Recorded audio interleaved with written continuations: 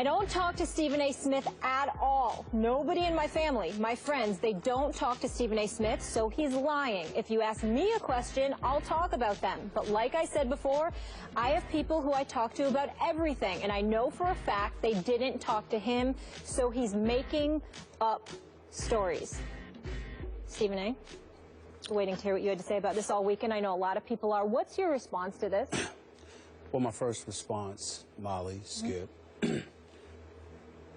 is that I'm incredibly happy that this happened on a Friday after First Take, because I will openly confess to you that had I had to come on the air that next day after reading somebody questioning my credibility and my character, I can promise you it would have been very bad.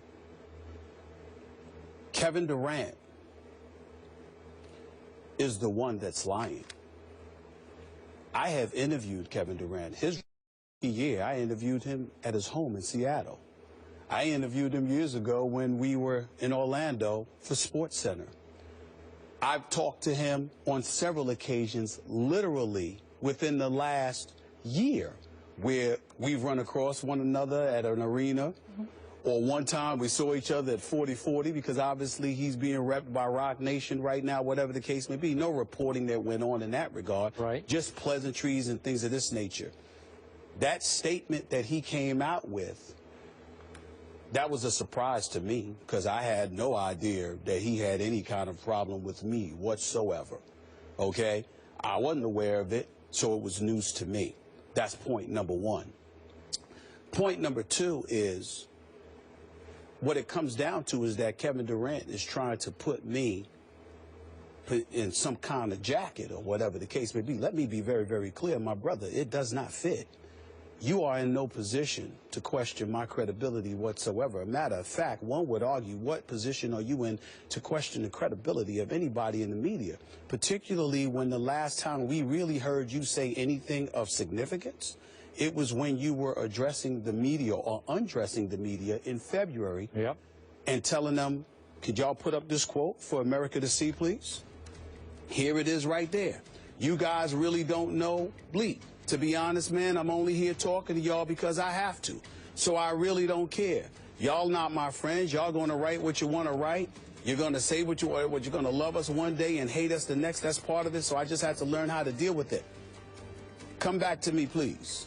Kevin Durant said that in response to idiotic questions he felt the media was asking him about head coach Scott Brooks and his potential tenure, because Scott Brooks obviously took them to the playoffs, won over 5% of the games, was doing a fabulous job, at least in Kevin Durant's mind, so much so that the year before, Kevin Durant said, hey, I think this guy should be the coach of the year. So he deemed the questions ridiculous.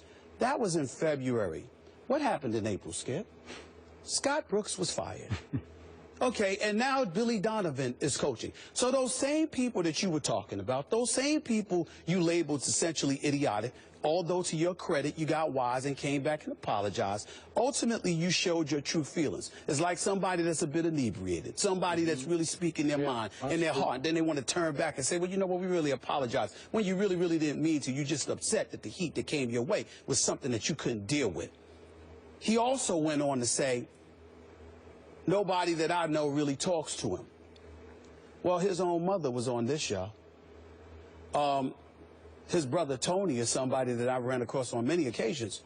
And the last point that I would like to make is that if nobody speaks to me, then maybe you need to check with folks in your inner circle again and ask, why did I receive phone calls over this weekend with people telling me, let's chill, this little beef that's going on. So evidently you're wrong about that too. Now let's get to the nitty-gritty, and let's talk about what's really going on. I sit here today incredibly offended by the personal attack that this man has put against me. Even in the midst of all of that, let me tell you, Skip Bayless, Kevin Durant is a good dude. His family is wonderful. He's wonderful. There's nothing negative that I have to say about this person as a human being. I am addressing what he said about me. I am not attacking Kevin Durant. As I said on my own Twitter account, in response to him, the game is better when he's playing. Sure. I consider him one of the top 2 players in the world. How many times have you sat here and heard me say, I consider him one of the best professional athletes as a person I have ever met in my life. He is that decent and that good of a young man, which is why it disappoints me that I have to sit here and address him the way that I have to address him. Because the reality is that, number one, you don't know who I talk to. Number two, if I'm so wrong, why haven't you not signed an extension with the Oklahoma City to stay for years and years to come? Is it not you that alluded to how you're willing to entertain free agency? Are you trying to tell me you're not going to consider the second largest market in the United States of America, particularly with Kobe Bryant scheduled to depart? And it's clearly a home that Russell Westbrook, who starred at UCLA, might not mind going to a year after you go, if indeed that were the case. All of these things that I said make absolute sense. At no time did I say that I spoke to Kevin Durant. At no time did I say that I spoke to people in this inner circle. I recall an individual by the name of LeBron James who wasn't speaking to anybody, but who broke the story that he was going to South Beach. Since when do I need to sit there and speak to people that you deem trustworthy individuals to find out what is going on with you? Which brings me to the issue that I unapologetically, not shy about it, and more than willing to address.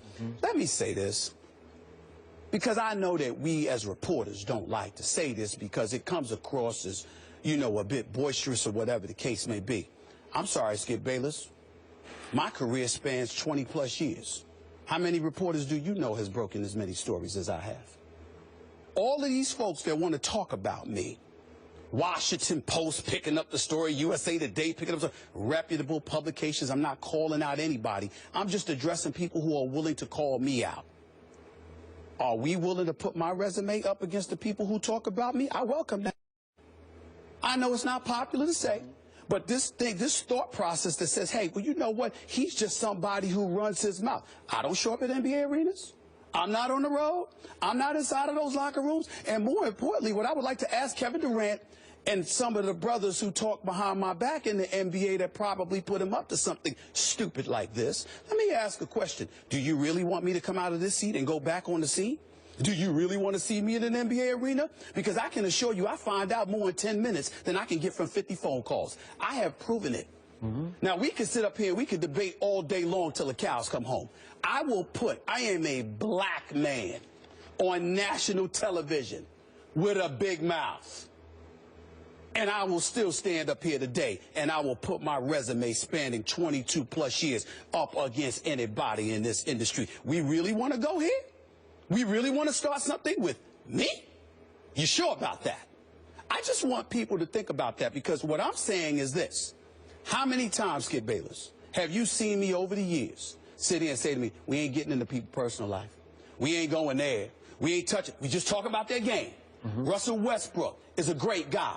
LeBron James is a role model extraordinaire. Kobe Bryant has overcome a lot of things. He's one of the greatest professional athletes I've ever seen. I don't just love Kobe, I revere him, regardless of how he feels about me at this moment in time, because he didn't like what folks were saying about the whole LaMarcus Aldridge fiasco.